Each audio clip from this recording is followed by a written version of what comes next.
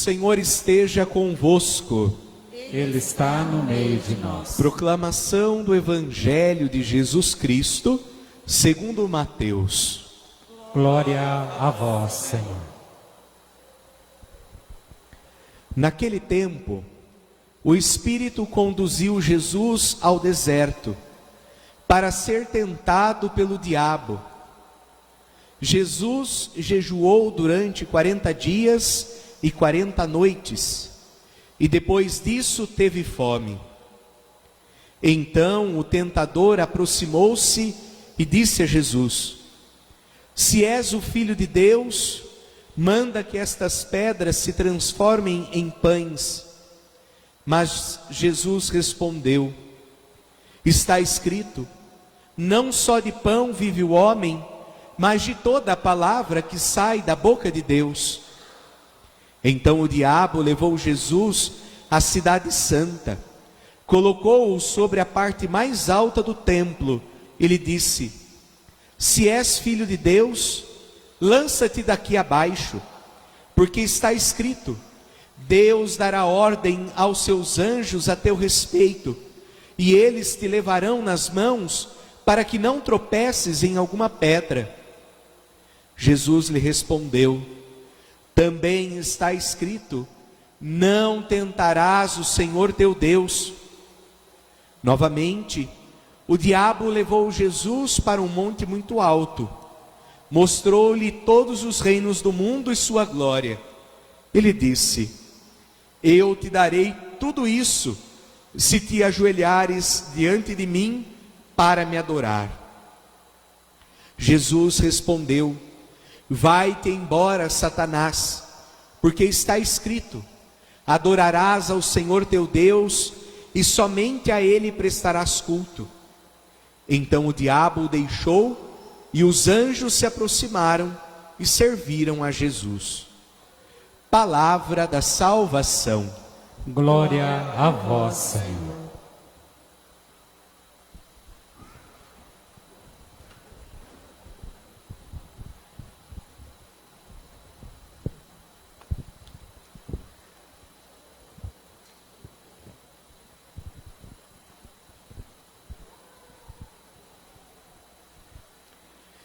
Meus queridos irmãos e irmãs, nós nos reunimos nesta noite para celebrarmos o primeiro domingo do tempo da Quaresma.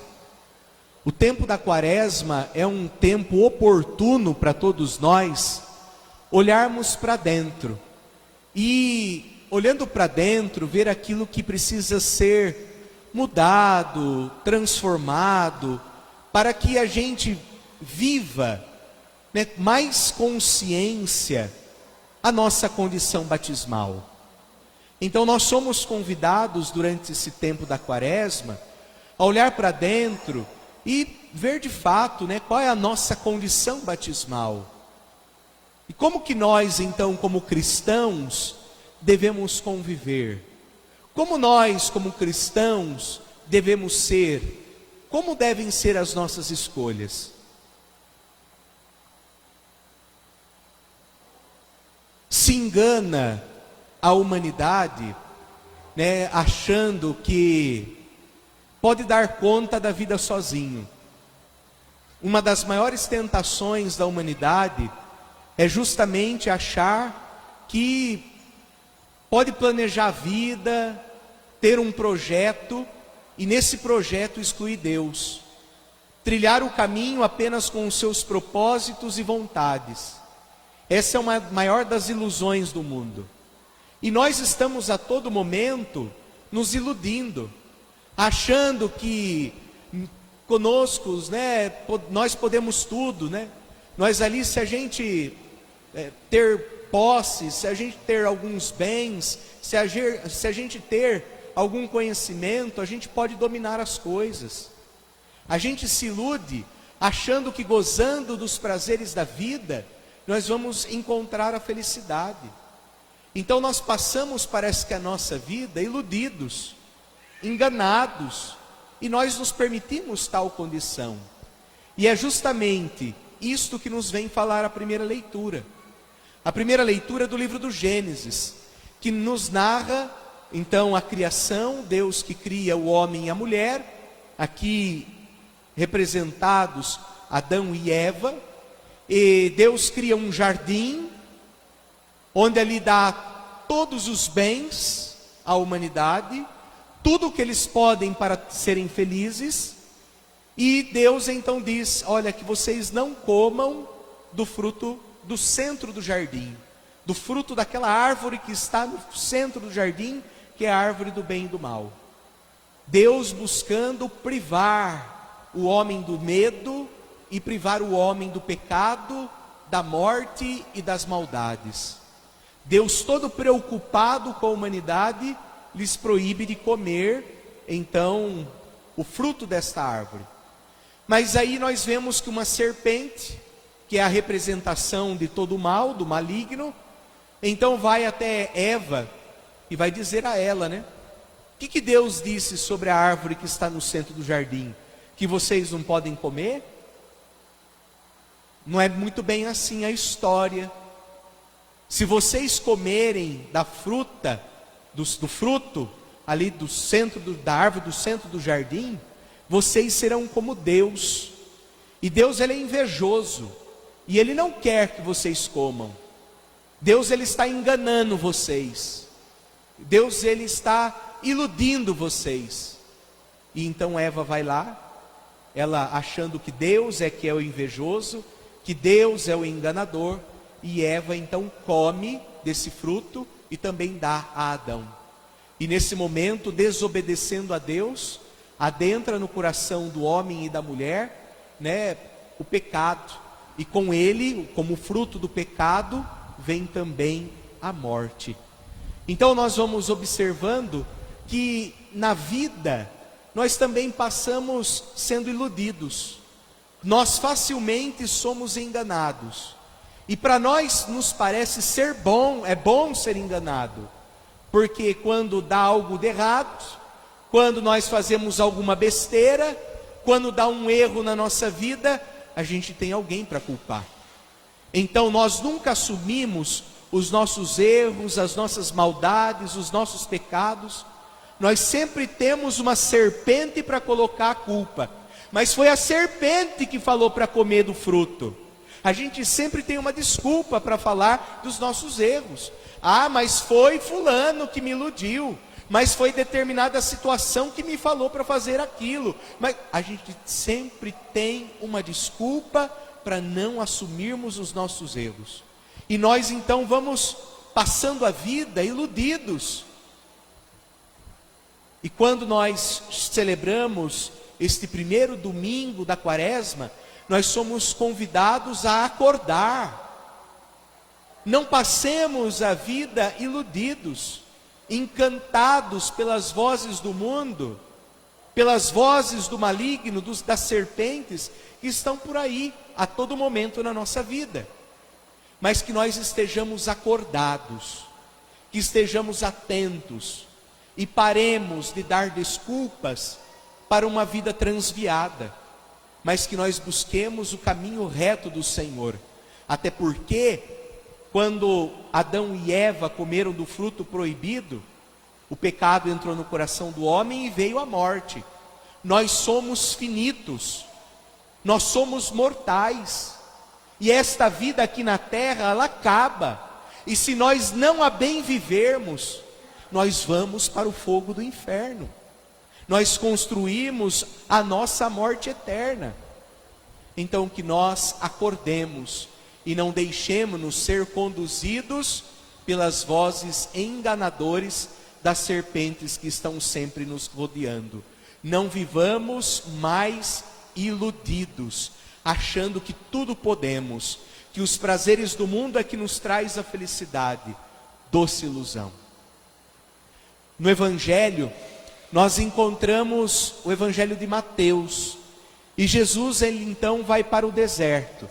Jesus, ele é batizado por João no Rio Jordão, ele vai para o deserto para tomar consciência da sua missão, e depois ele sai do deserto para anunciar o reino, para pregar a boa nova, realizar os milagres, fazer o reino de Deus acontecer.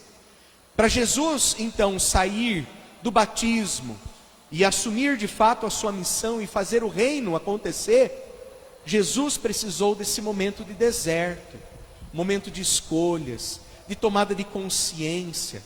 E nós, com Jesus, somos convidados hoje também a nos dirigirmos ao nosso deserto espiritual, para vermos qual é o caminho da vida que nós queremos trilhar.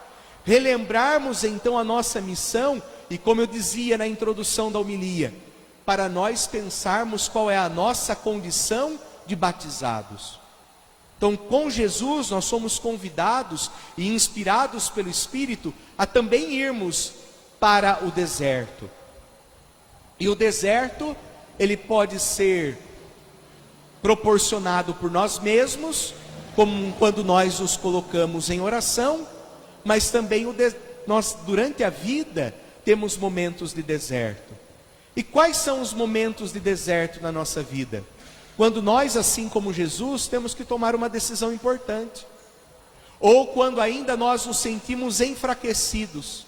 Sabe quando nós estamos cansados, parece que a gente está sem ânimo, a gente já não sabe mais o que fazer da vida? Jesus no deserto também ficou assim. Ele estava em jejum, 40 dias e 40 noites.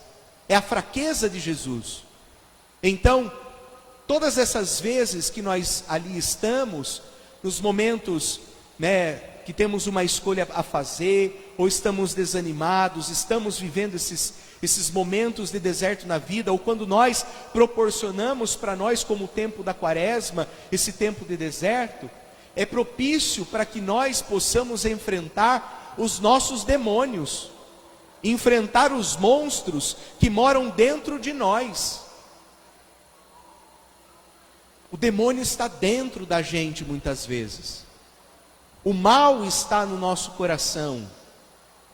Porque nós somos tentados a achar que nós somos melhores do que as pessoas, de que ninguém faz nada melhor do que eu sou insubstituível, que a minha palavra é sempre a última. São os demônios na vida que nós devemos aprender a lidar e eliminar da nossa vida. E por isso, então, nesse tempo quaresmal, nós devemos, com Jesus, inspirados pelo Espírito, proporcionarmos esse deserto para rezarmos, nos silenciarmos e enfrentarmos, como Jesus, os demônios que estão dentro de nós.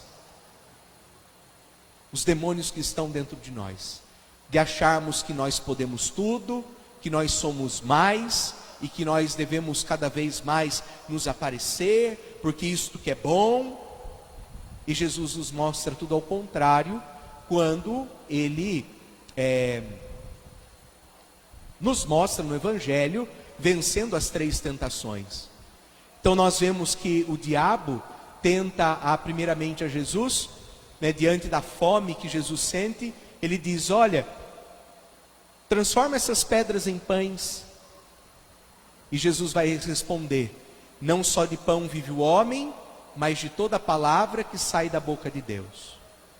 Depois, o diabo toma Jesus e leva para a cidade santa, no topo do templo, e vai dizer: joga-te daqui abaixo, e Deus vai ordenar que os anjos virão te socorrer.